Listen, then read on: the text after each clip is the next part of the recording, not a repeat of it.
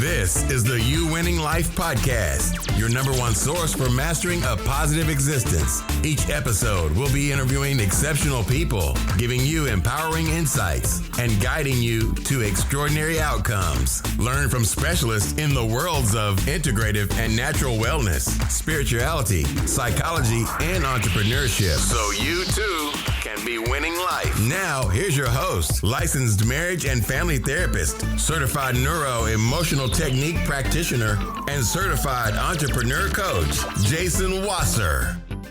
So as you know, the many reasons why I love having this podcast is not only do I get to bring all this really incredible conversations to you, the listeners, to people in the community that will wildly benefit from the conversations, the insight, the experience that our listeners have. But every once in a while, you come across someone who is so incredibly passionate about what they do that it just is a really awesome reminder for me about why I'm so blessed to have this platform. And today's guest is one of those people. Her name is Heather Fortner. She is the CEO, partner, chief executive officer of SignatureFD, which is an incredible financial planning organization who has a vision and mission to impact the lives of 10,000 families. And she completely believes in a coach with empathy leadership style. And she leverages her unique ability to harmonize people's passions and talents to build teams, lead organizations that deliver excellent and inspiring client experiences. This is a person who started off as chief compliance officer, then moved into the president, and then now is chief operating officer, has navigated being a person in the field, starting from scratch and working their way up a system and fighting the good fight of being in a male-dominated business and becoming the 2022 most admired CEO by the Atlanta Business Chronicle.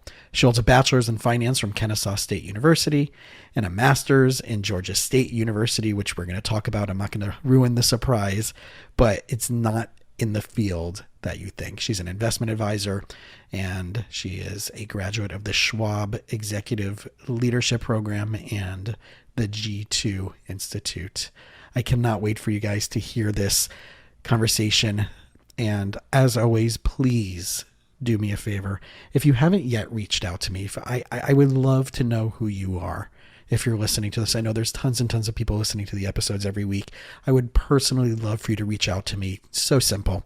Either find me on Instagram, Jason Wasser, LMFT, or the You Winning Life, or directly on Facebook. Email. Also, jason@thefamilyroom.sfl.com. I would love to know who you are.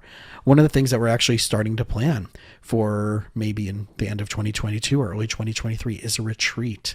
And maybe even bringing some of the guests from our previous podcasts, but a mind-body integrative retreat that also tackles mindset, business, personal growth, and development. So I'd love to hear from you. And if you're interested in that, and as always, obviously, please leave a positive comment on iTunes. And without further ado, here's Heather. All right, y'all, welcome back. So of course I had it, like the y'all just came out because I'm hanging out with a new friend in Atlanta, Georgia, my old little stomping ground for a little bit after, I don't know, Heather, if you knew this, but I lived for a year, I lived in Sandy Springs. Oh, there you go. Yeah, I stumbled upon it. I was invited out for a wedding, and then I was out at a wedding and I got invited to be a youth director at this really awesome synagogue in Sandy Springs, like sight unseen, offered me a job and moved there. Loved it. Loved the community. I'm still in touch with a lot of people there. And it's one of the reasons why over the pandemic, as I went fully virtual, I got licensed in Georgia. So now I'm seeing therapy clients there in addition to my coaching clients. But, there's an intro that was already about you, but like, I want to skip the intro because they already heard that. It was very generic, but let's just do a quick backtrack of your present title and the titles you've held just since you started. So everybody listening can get kind of a flow of the gravitas of this conversation that's about to happen. Yeah, thank you. How long do we have? I mean, the funny part about my career, so I will have been at SignatureFD. It'll be 20 years in February. And I don't think, other than the very first role that I had, that any of the other roles existed before I came to the firm. And that was just, I think, part of being on the ground floor of a high growth firm. We were about 250 million in assets under management when I joined. We are almost 7 billion in assets now. I think I was number 6 or 7, a team member, and we're about 100 people now. So I went from, I kind of had 2 dual paths through the organization. So when I joined in 2003, I joined as a client service. It was something that I just wanted in the door, and I knew how to do that role. And I thought, well, I'll take that and see where it goes. It just so happened that in 2004, the SEC, which is the body that we're regulated by, basically said for everybody in our industry, you have to have a chief compliance officer. And nobody was really, I have to be honest, like super excited unless you're like a securities attorney about that role. And so I just kind of raised my hand and said, you know what, I'll do that. You send me to whatever training I need to go to, I'll raise my hand, do that. So I was the chief compliance officer for 15 years at the same time that I helped build the operational platform of the firm. So I went from a client service associate to a client and employee relations director, which I think is an awesome title that I totally created. And then to a director of operations, then to a chief operating officer, then to president, and now to CEO. And the cool thing is that people don't know yet is that your master's degree has nothing to do with any of the finance world. Awesome thing, right? So my undergrad degree, which it took me forever to get because I was actually a pre-med major when I started school, ended up with a bachelor's in finance, and then realized that I really missed the helping professions, and that if I wasn't going to go to med school, one of the ways that I could help was in counseling and therapy, and went and got my graduate degree at night, which was funny because I went to the founding partners and I was like, hey, so I want to utilize this benefit that we have to get my education paid for. And they're like, oh, okay, so you're going to get a graduate degree in finance or tax. And I'm like, yeah, no. So there's this thing it's called professional counseling. And they're like, what? And I just had realized the value in my own life of being able to combine basic financial literacy with the ability and the art of communication. And, I tell people all the time, I experienced growing up in my family, we just didn't have a lot. And I really think that there can be tension around money if you have it or if you don't. They're different issues, but they're all issues, and they require, money is the thing that touches everybody. We all have to deal with it in order to function in today's society. And I don't understand why it's a skill that we don't teach. And so you're expected to go and operate in this world that's driven by this tool, and you get no formal training in how to use it. So I really felt like being able to combine, when you're working with clients, if you could combine that educational aspect of money and literacy and how it is a tool, and it doesn't have to control you, you can control it, and you can do all these amazing things with it, with an art and an ability and a skill to communicate well around it, because the reality is that we all come with baggage around it, and your viewpoints are different than my viewpoints, and your experiences are different than my experiences, and they probably trigger something in both of us. If we can, talk about that well, how much more healthy would families be? How much more healthy would our community be? How much more healthy would our world be if somebody could lean in there? So I was like, yeah, so I have this vision. Here's what I want to do. And they were like, you know what? You go ahead. Like, go get that degree. And then when I finally completed it, I realized, which I honestly, I can't say that I knew going into it, but I realized that the value of that combination from a business perspective in working with teams of people and the organization itself was immense. It was just immense. And so I never quite made it into the actual clinical setting because I was like, you know what? I'm actually utilizing all of these skills on a daily basis in the corporate setting, and I love what I'm doing. So I was just very blessed. Well, that's what I find so fascinating because my side of the journey is the exact opposite, right? I grew up in the nonprofit world, both as a kid going to different nonprofit programs and right, having scholarships through that, through my family's financial struggles, and then going off and living in Israel, and then coming back and working in a nonprofit educational environment. So I really thought that was going to be my entire career. And I went into becoming a therapist with a nonprofit mindset that in order to do good, it kind of might be at odds about having financial sustainability and security, especially since I grew up here in South Florida, where the people I met who did have the financial stability and security weren't always the nicest people. Right. Sure. And, you know, there were scholarships and stuff that I was accessible to, but I didn't know where those came from because those are the people that were anonymous with all of that stuff or was behind the scenes. So a lot of my unpackaging around money and finance and even business as a person who, my family is a third generation furniture business. I on purpose didn't go into it because of that mindset and other family conflicts. And now my brother and sister have taken it over and it's grown exponentially. But it's interesting that it took me years. It was only like 10 years ago, 8-9 years ago, where a buddy of mine who's a chiropractor convinced me to go to this entrepreneur business program. And I'm like, but I'm not an entrepreneur. I'm not a business owner. I'm a therapist. And they're like, but you have a business and you're charging people, and whether it's insurance or cash, whatever.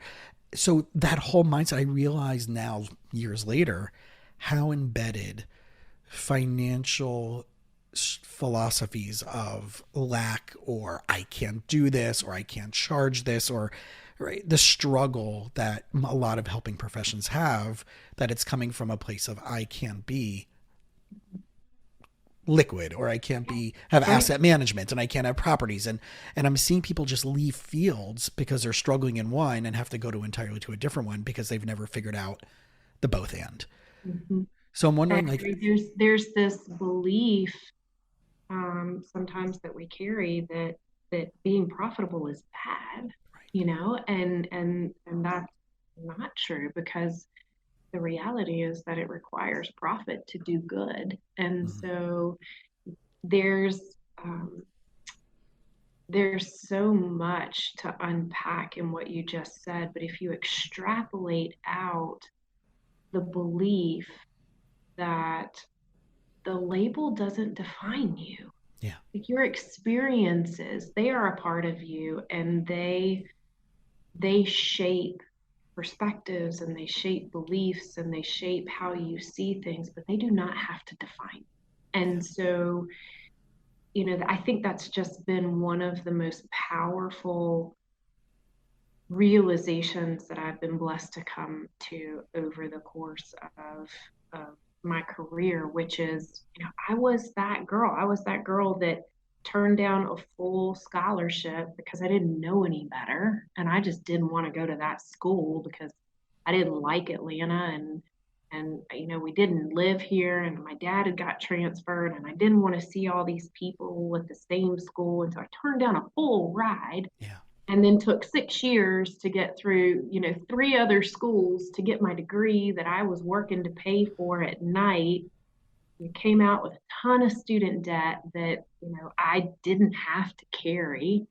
And then, you know, just kind of worked my way up. I wasn't like the most credentialed person in the world. I didn't know the plan from the start. I didn't have all the acronyms behind my name. And I was a girl, right? I am a girl. And so being in this male dominated industry, sitting in that room, I remember specifically the comments of, you're not even a professional, you know, and those things could have defined me, right? Sure. I remember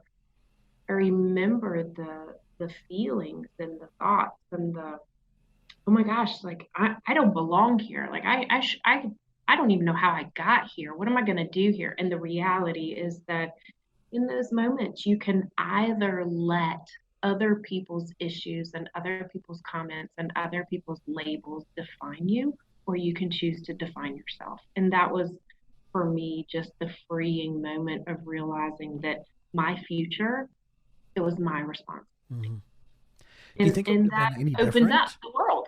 Yeah, I mean, obviously, going into this environment where, right, majority of the people, like you said, were male dominated.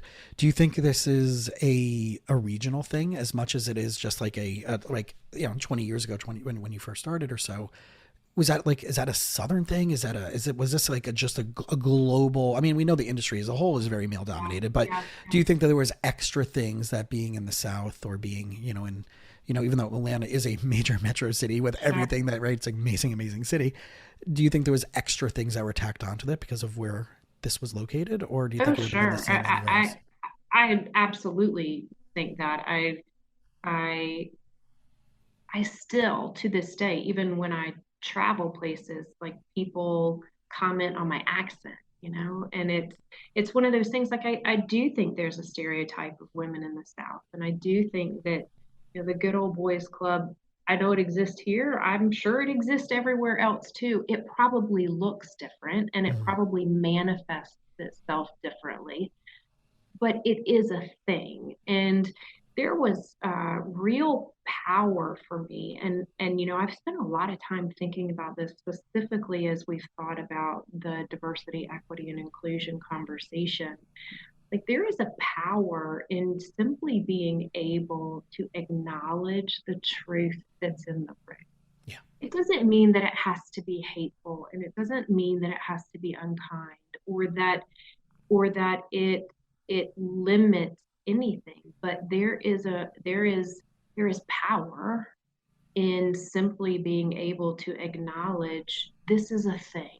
This is Right. my reality. It does not diminish my hope. It does not diminish my authority or my power in the situation as a human, but it is a real thing that I'm facing. And then when you call it out and you state it for what it is, it seems to take some of the wind out of its sails. Sure.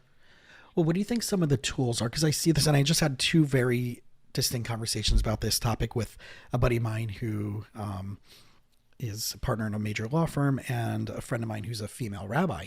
And she was like, in the 90s, in the 80s and 90s, she's like, we didn't even know what a microaggression was in order to even call it out, right? And, the stuff that was said to her as a female versus being a male Sure. clergy, right, was just like, I've never kissed a rabbi before, Sure. right? Like, you don't say, right, you're not going to say that to a priest. You're not going to say like, or a male, Yeah. right? There was so many, and she's like, we didn't even know the term microaggressions then. And this person was saying how it would usually be the spouse of the man who said that to be like, I can't believe he said that. Don't listen to him. He's so stupid, right? And try to like sideways call him out. But there wasn't always a lesson learned.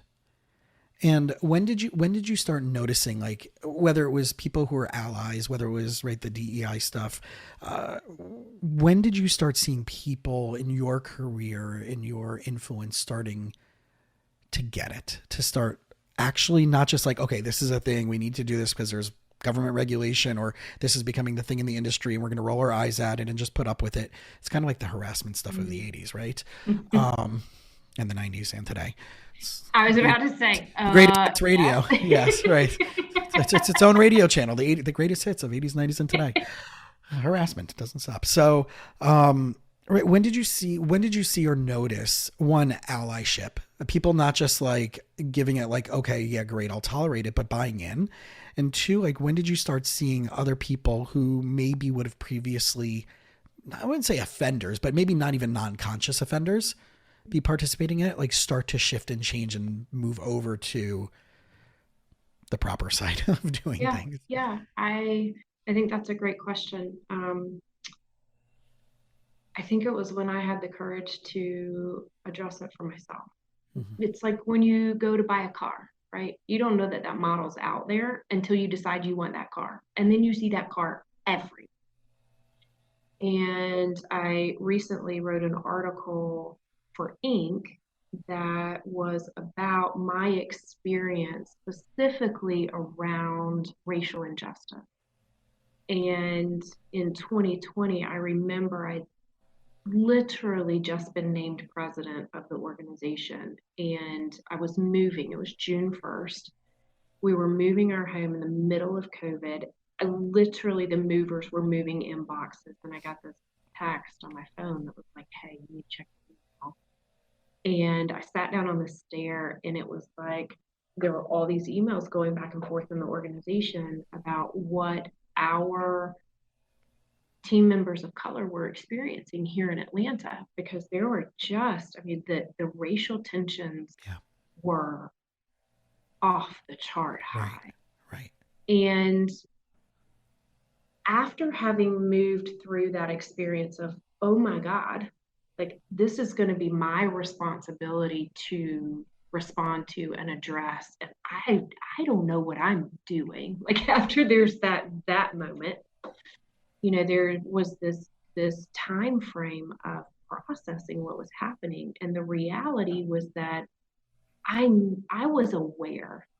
I wasn't stupid. I knew what was happening. I was completely privileged in the fact that I didn't have to engage in the conversation. It was not something that I had to do. And by choosing to step into that conversation, because all of a sudden now it wasn't a choice. Right. I had to do it. And I had to do it because I wanted to be a good leader. And I recognized that I didn't even know how to be a good leader in that situation because I was uneducated. And so for me, there was this moment of, I'm going to take a minute and I'm going to get myself educated about what's happening here so that I can even speak with intelligence into the matter. I got to figure out me first, right? And so to your question, when did things start to shift? When did the conversation start to open up? When you take responsibility for helping in a positive way to bring that conversation to the floor. And there was an enormous amount. I needed grace from people that were in our organization, from friends that I had to say, I'm so sorry. I didn't even know that you were hurting, much less that you needed me to speak into this as your leader or as your friend. Like, first of all, please forgive me. Second of all, please educate me. Please help me understand what it is that you're feeling, what it is that you're seeing. Why do you feel this way? Like, help me. May I have permission to ask the hard questions that, I don't mean to offend. I don't want to offend. I want to understand, right? And so openly asking for that space, that safe place to have the real honest dialogue. I tell you, I believe that people want that space. They want to understand things that they haven't before, that their intentions are good, and that our job as leaders is to create that safe space for people to lean into. It's not my job to have the answers. It's not my job to facilitate the conversation. It's not my job to be sure that everybody's comfortable. It is my job to create a safe place for that learning and that education to happen. And that's kudos definitely to you and your clinical background, right? And it's so interesting you said that, because you can, knowing that just so people can understand how many miles you were away probably from a lot of the stuff that was, it was 5 Points. It was the, Buckhead. It was not even 3 to 5 miles from where you're located even, right now on this call. Right. Not even. Right. So it's not like this is like 30, 50, 100 miles, 500 miles away. No, this is in our backyard. Right. This is a jog away from your office. And I know that it's so interesting how, again, we're now in the end of July of 2022, and the polarization is just at its, I mean, of course it's going to get worse because this is just it's just the way inertia moves. And to just be able to have those pausing conversations. And I love it. I do have friends in Atlanta that are definitely politically very different than me. And it's great because we can just pull out a scotch and have a conversation about policy. And we'll joke, we'll jab each other with other stuff, but it's more about policy than politic.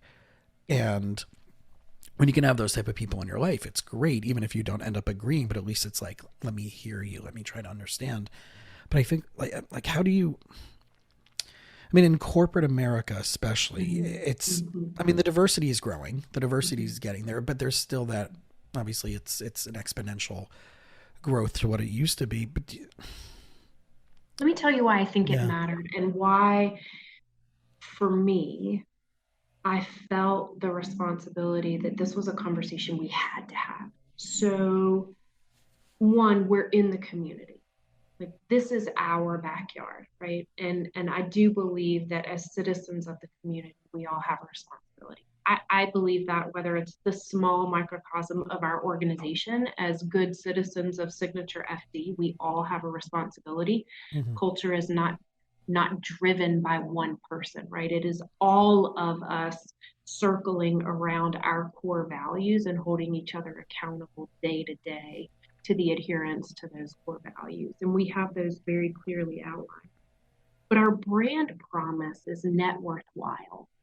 And for me, as I was processing through this concept of net worthwhile, which is really the moment, the space where a person's wealth, their time, their energy, their resources, their treasures, it overlaps with the thing in their life that they find worthwhile.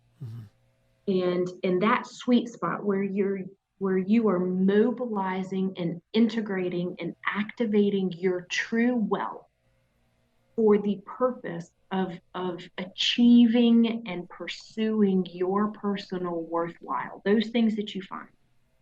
For me, there was this realization and this question of net worthwhile. It is about the individual. It is not something that we as an organization or as advisors are defining for an individual. It is something that they're bringing to us, that we are helping to uncover, that we are helping to build around, so that whatever it is that's worthwhile to you, we can help you mobilize your resources in pursuit of those things.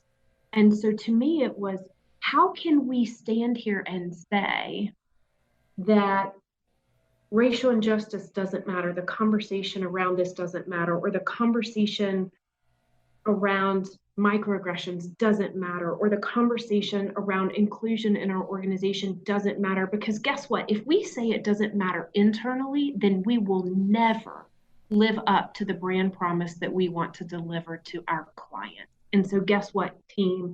We have to get it right internally so that we can be the change in our community, our backyard. Like, I'm not focused on national, I'm not focused on global, I am focused on like this 4-mile radius block in Atlanta. Like, this is home and we're gonna own home. And so for me, it was, and maybe it is, part of just who I am, maybe it's part of my training, but I don't sit with the unresolved truth and the hard conversations well. I want to get in there and I want to just work towards the betterment. I don't have to have a resolution. I don't have to have the answers, but by God, we are going to have the conversation. And so I think it's just, I have been so humbled and so bettered as a human for the way that these people have leaned into that conversation with me. And I believe that that is what will continue to drive some of our success in the community, because guess what? I know there are like-minded people that want to join with what we're doing. Yeah.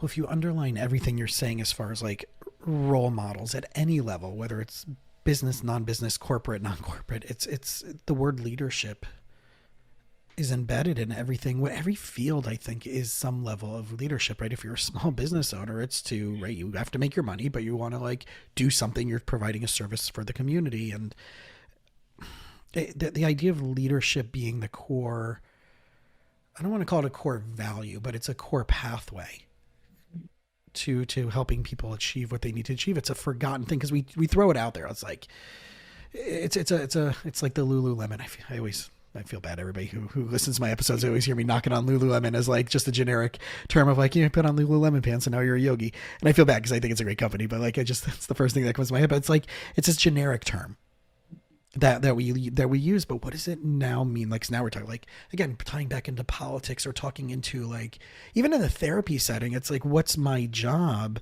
My job isn't necessarily to lead. It's to create the space for me to ask a multiverse of questions from different perspectives, to push buttons and to flip you upside down and shake you a little bit and see what coins fall out of your pocket.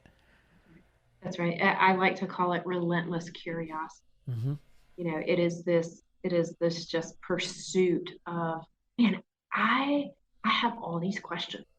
Can you please give me some time and some grace to just be relentlessly curious together? Because quite frankly, like it doesn't do me a whole lot of good to be relentlessly curious by myself. Because I'm still as stupid as I was before. Depends what books are in front of you and what podcasts, right? So, but I agree with you because it's I tell this to my clients all the time. And I had this yesterday with one of my couples. I'm like, the idea of one grace, right? Of being patient, of not assuming that the person next to you is really, oh my God, that their intent is bad. Right.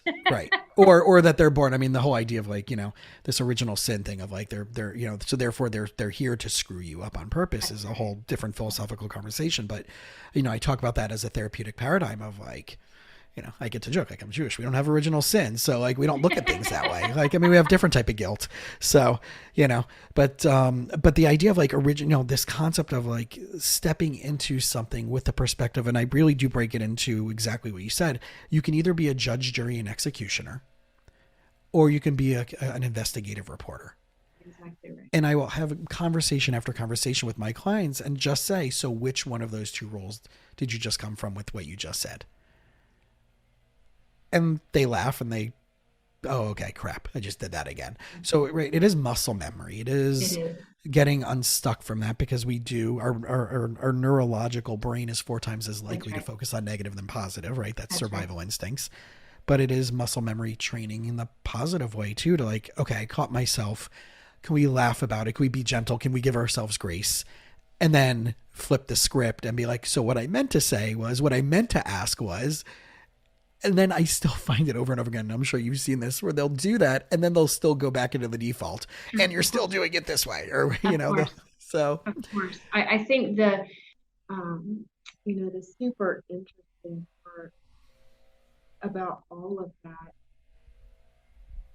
is that sometimes we just fail to realize everything that you just said, the muscle memory, the skill, we are empowered to change. Like we have the power. I remember the moment.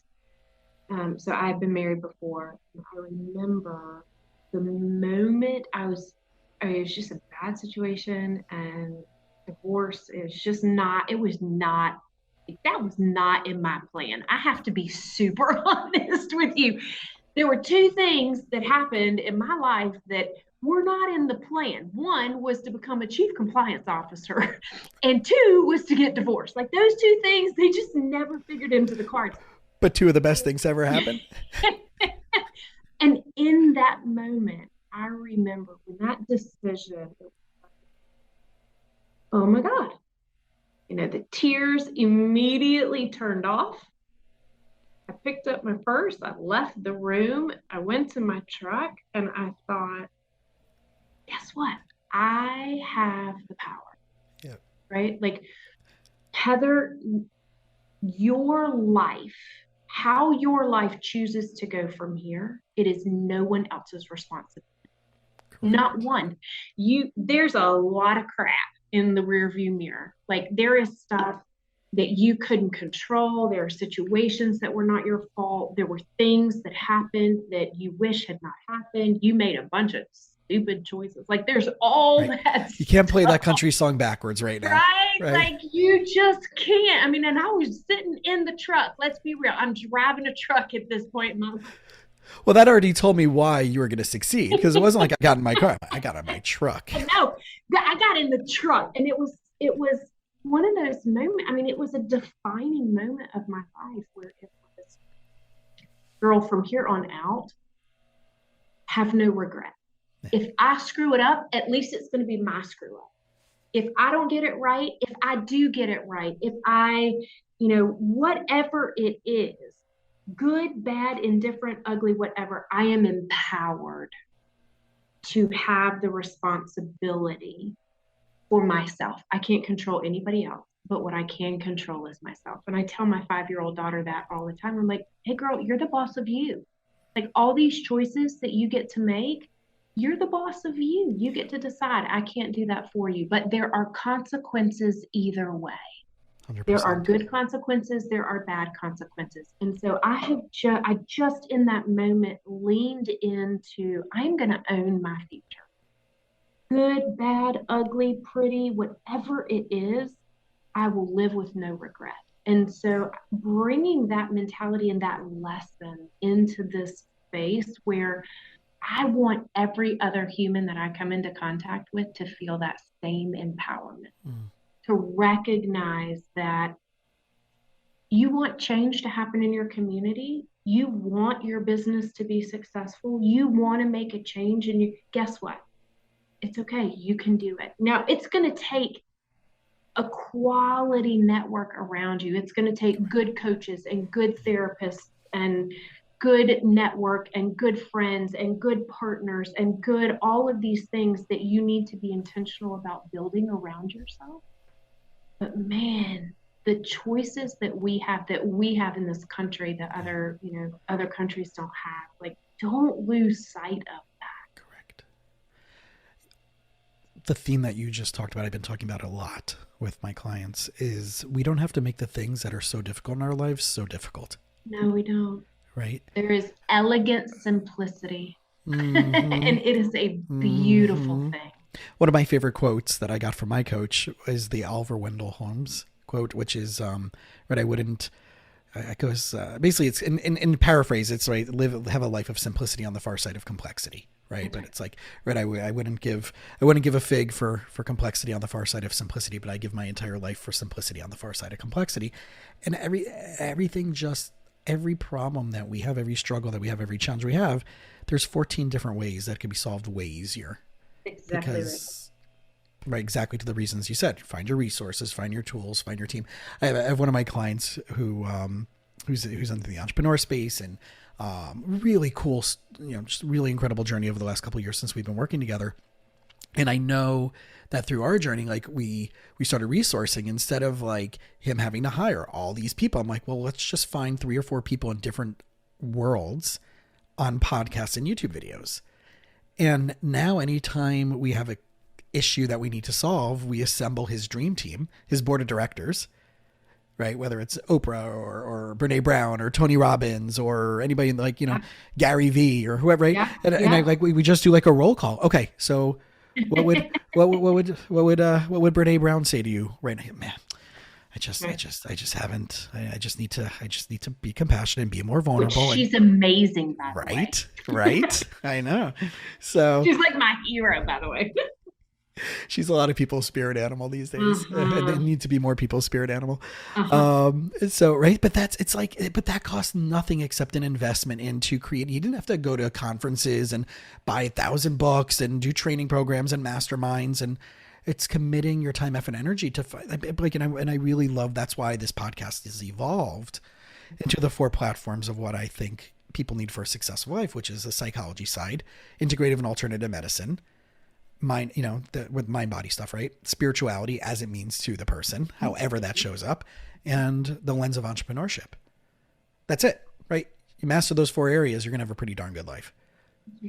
And you don't have to whatever, we don't have to know those people or spend $10,000 to have a mastermind with them. No, not at all. You don't. And I, one of the things my coach, which it's so funny that the concept of coaching and therapist and whatever, it's like, let's be real. What you're doing is you're paying somebody to kick your ass. Yeah. And then pick you up off of the floor, dust you off, and send you right back out there, right? Like that's what I pay people to do. And it's so beneficial. Let's be real. But one of the tools that he has challenged me to use is, hey, listen, any obstacle or opportunity or challenge you are facing, the very first thing you have to do, Heather, is you have to come up with 6 completely different ways that you could solve for this issue. Yeah. And that process alone, right? Exactly to your point of you remove this emotional component of feeling like you have to react in the moment. You set it on the table and you gain some clarity and some space around innovative thinking, which your term entrepreneurship to me is the same thing as innovation, right? I just want to be outside of the box. I want to think creatively. I don't want to be tied back to our original start to this conversation. I don't want to be tied by all of these labels that people have thrown at me my whole life. You're not a professional. You're not this. You don't have the designations. You're not that, whatever. I'm not going to be constrained by all of that. That's their stuff, right? Yeah. That's all about them, not about me. And so how do I lean into, in my life, creating those spaces for me to be in, for me to be an entrepreneur, for me to create solutions that will work for my ideal outcome? And then how do I get as close to that ideal as possible, right? Like I'm probably not going to get all the way there, but by God, you better believe I am going to get as many resources that I can possibly get my hands on at work to get to that ideal outcome. And that's the meaningful side of it. Esther Hicks in the Law of Attraction world says you're never going to get it all done and you're never going to get it all right. But going back to what you just said is that what is the beauty or the recipe of that is how do you do it? It's based on the core values that you proactively decide. That for me, it's like I'm such an emotional person by default that what I've loved about the lens and the psychology of entrepreneurship is that it's allowed me to counterbalance so I can find different filters in which to solve problems. Right. And I know that like I'm going to be emotionally compelled to be doing X, Y, and Z or not doing X, Y, and Z. But when I look at it through a lens of core values and it becomes a binary yes or no, it doesn't become an emotional decision. It becomes an intellectual decision. So, and for the other side of the coin, for people who are just like ones and zeros and it's all binary for them, and to lean into the other side of the mind body stuff and coaching and therapy and leadership growth and all those stuff and thought leadership stuff, that counterbalances that as well. And it's really interesting when you said, and all of that is the core of DE&I, which is more perspectives at the table create a better outcome. Yeah. Like that's what you're doing. You're creating that for yourself. And then you see the benefit of it and you're like, oh my God, I can't help but share that. I can't help but want to create that in these organizations that I'm leading or in my own community or wherever it may be that you spend your time, because ultimately you have now recognized the value that comes, right, in thinking about things different ways, having those different perspectives at the table, creating really those networks that speak truth and love into your world. Like if we could just be kind, it's amazing how the world might change. Yeah. What an amazing place to pause. Because knowing us, there's 42 different topics we can tap into, but talk to you all day. Yeah, right. It's thankfully it's That's it. I mean, this is, you just hit it right. And I do want to end with that. It's the kindness that is, we're going through a very ugly puberty stage in our country. That's the best way I can describe it. It's just a really awkward, pimply, gross, smelly, sweaty, burping, farting puberty stage. I agree. Stuff needs to be, cleaned up a lot. We need some minoxidil. OxyClean. We need some Clearasil pads. We need some Clearasil pads. So to get off some of the, but it's we're a work in progress, and it's not justifying and giving excuses to anything. We all, every side, every person has their work to be done, and it's cut out for us. And that's exactly right. And I couldn't agree with you more that kindness is, it's it. And to quote a neighbor of yours, well, I'll say that he's Sarah Blakely's husband as opposed to the other way around. So Jesse Itzler, right, who is the co-owner of your local Atlanta Hawks team. Yep. One of his favorite, and I'm in one of his masterminds. He has this quote. He's like, "I haven't come this far to only go this far," and I feel that, right. I see that with the diversity and inclusion stuff. I see it with what's going on politically. I see what's going where it's. With our own personal growth, we haven't come this far to only get this far. So the fact that we have to keep talking, keep dialoguing, keep meeting with people who are not us, listening to other things. I joke, I'm like, I listen to people on the far opposite political spectrum, and I'll, their Instagram videos and their YouTube videos and their TikTok videos, and I'll listen to everything as long as it's clearly not, stupid extremism. But I want to know. I want to talk to those people. So I think the kindness is key, and you were incredibly kind to find the time for us today. And thank you for dealing with my crazy and the fact that I look, whatever. It just is what it is, Jason. Like, take me or leave me. I tell people all the time. Wasn't that a Rent song? That was Rent? Love me or leave? Was that Love Me, Baby, or Leave Me? Yeah, that was Rent. I tell people all the time, I am not a fine wine. I am an aged Scotch. I burn going down no matter what. You either like it or you don't. That is to me. So you're a Talisker Storm. So it's the sweet, the smoky, and the peaty all at once. That is me. I just come to own it and live in this space. Love it. Good. So we'll definitely be honored to have you back again, and we can pick up much more of this. That sounds great. Thanks. Thank you. Thanks for listening to the You Winning Life podcast. If you are ready to minimize your personal and professional struggles and maximize your potential, we would love it if you subscribe so you don't miss an episode. You can follow us on Instagram and Facebook at You Winning Life.